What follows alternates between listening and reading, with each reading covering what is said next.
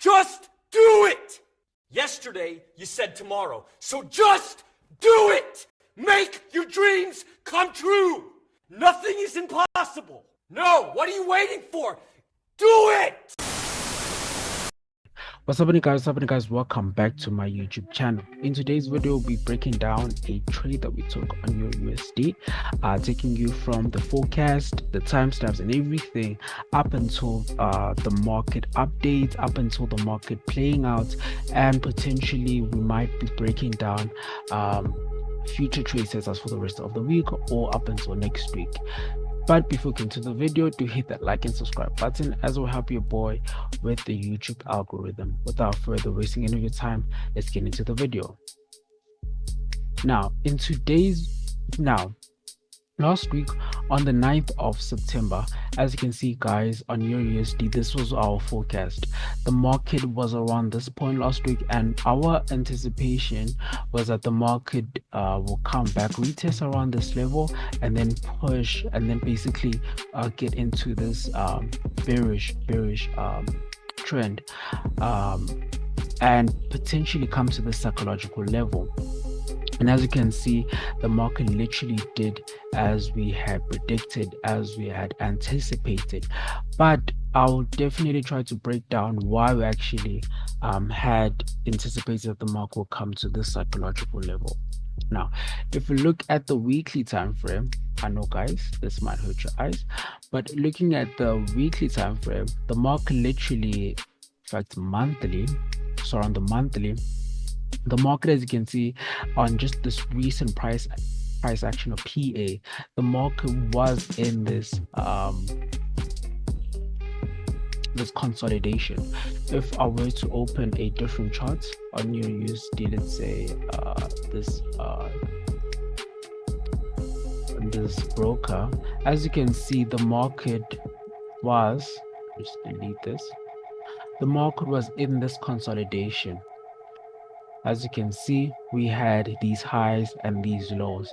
Even the moving averages also shows that the market was in this consolidation as it was moving sideways, not bearish, not bullish. Literally, the moving average is moving sideways, shows okay, the market was in this consolidation. But even looking at the left, we also had some form of consolidation, but also we had a strong level of support. As you can see, the market spiked 1, 2, 3, 4, found a level of liquidity, and then started pushing up. And this was close to, I can say, a psychological level 1.100, if not 1.100, 1.1100. So this was a very strong level of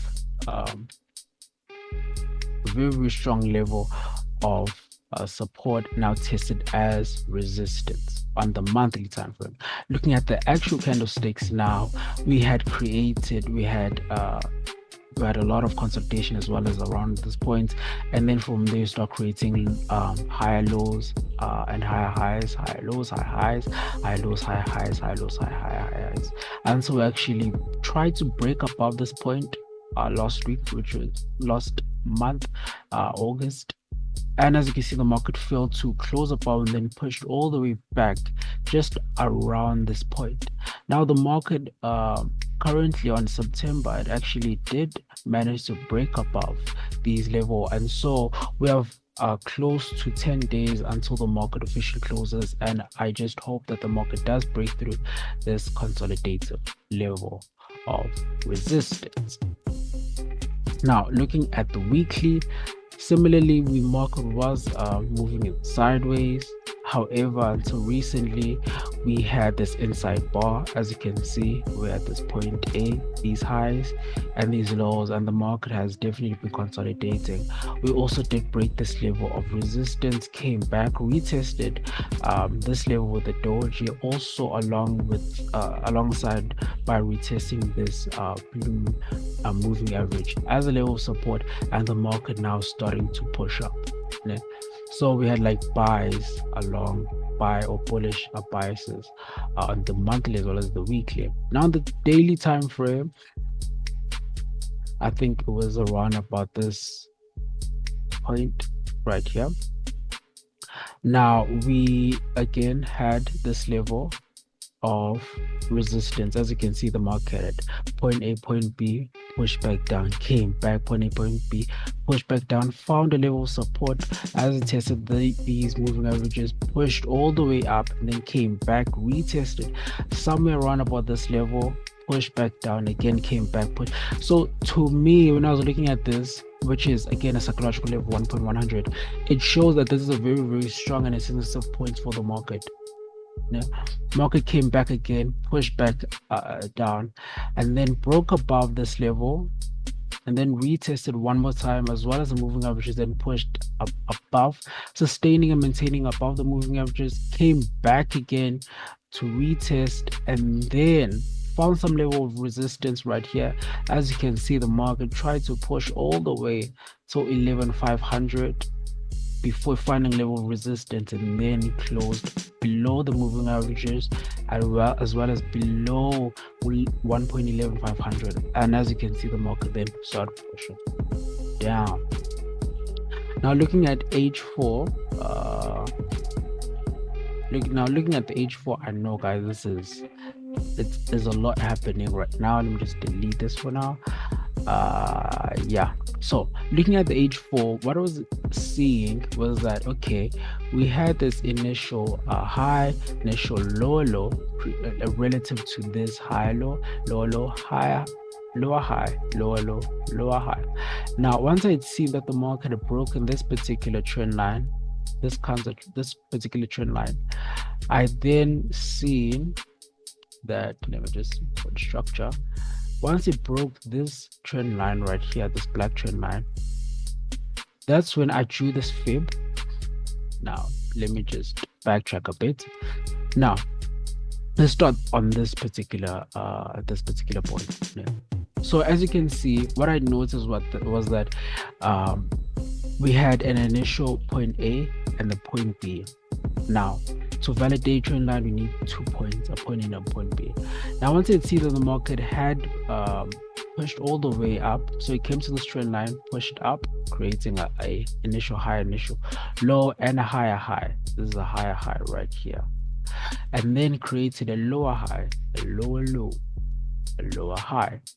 Now I saw that the market found some level of support on this trend line, which also happens is also aligned with this H4, came back, broke above this trend line right here, and then came back and retested this trend line. So it gave me 3 bounces on this particular trend line, on this particular trend line, It gave me 3 bounces on this particular trend line. Now once I'd seen that, I then drew this fib from my point A to my point B, from my point A to my point B, and then this was my point C. And so this is my point A, drew this fib from point A to point B, and then this was my overall TP, since again it retraced beyond 61.80. So this was my overall TP. Now if we move to the lower time frame, such as the H2, as you can see, the marks are creating high highs, high lows, high highs, high lows, high highs, high lows, high highs, and then we had divergence. Divergence basically when the market is doing one thing and the RSI is doing the opposite. As you can see, literally the divergence is moving downwards, the market is moving upwards. Now once we'd created this, once we'd broken this lower, this high low, right, once it's broken, as you can see, this is like a POS, a break of structure. Once we had created this lower high points, this lower high, this, forgive me guys, this lower low, and then created this higher high, I was anticipating the market to push all the way to at least the psychological zone. As you can see, this was my overall target. Now if we move to the H1 time frame, this was my initial point A, this was my point B, and so this was my overall target right here. This was my target to 27%. Now on Sunday, on Sunday, or when the market actually opened. Once I'd seen this right here, I'd seen this. So when I looked at the smaller time frame, we had this initial high, this initial low, this high, this high low, this higher high, this higher high, a higher low, a higher high. Then the market broke this low right here as well as this, creating lower low, a lower high. Now, because of that, I see now a change of structure, now a change of character, if you may. And that gave me my first confidence that the market will definitely go into a bullish trend, a bearish trend. Not only that, looking at the moving averages, as you can see, the moving averages started to bend shift. Initially it was a blue to red, and once they crossed, it was a red to blue on the H1 time frame. On the H2 time frame, it also broke. So we had H1, H2 time frame. Even looking at these kind of stick, we had spikes towards the upside, which then represents bullish exhaustion. Market came back, retested this blue moving average as a level of resistance, as well as on the H1 time frame. And then I think I had placed my sell around about this point, my target around this point. And as you can see, guys, this was my overall target, but I think I got out around about this point after after this fluctuation, market creating this lower high, lower lower high, lower low. After I've seen the market creating this, I still was in my trade after I'd seen these spikes, but what I had done was I had adjusted my stop loss, I think around about this point or this level. And even though I saw this and the market did create a higher high, but because of these spikes towards the upside, I still maintained my trade, and I still was in this trade. And the market then came all the way down, and I think I had exited around about this area level right here once I see the market pull back with the bullish momentum. And so last week it was a fairly good trade. Now even this week, guys, let me just delete this. Even after the market now, we had this initial high, initial low, lower high, lower low. Market did create a higher high related to this and a higher low, and so obviously this should have then been your overall target. This should be in your overall target right there. Let me just delete this. And so just looking at this, we can then confidently say this is now my overall target for the market to reach this point, which is also allowing this weekly foundation point. So guys, we've reached the end of this video. If you have any questions, do type it in the comment section. Do feel free. We are in this together, guys. Without further wasting any of your time, guys, peace out.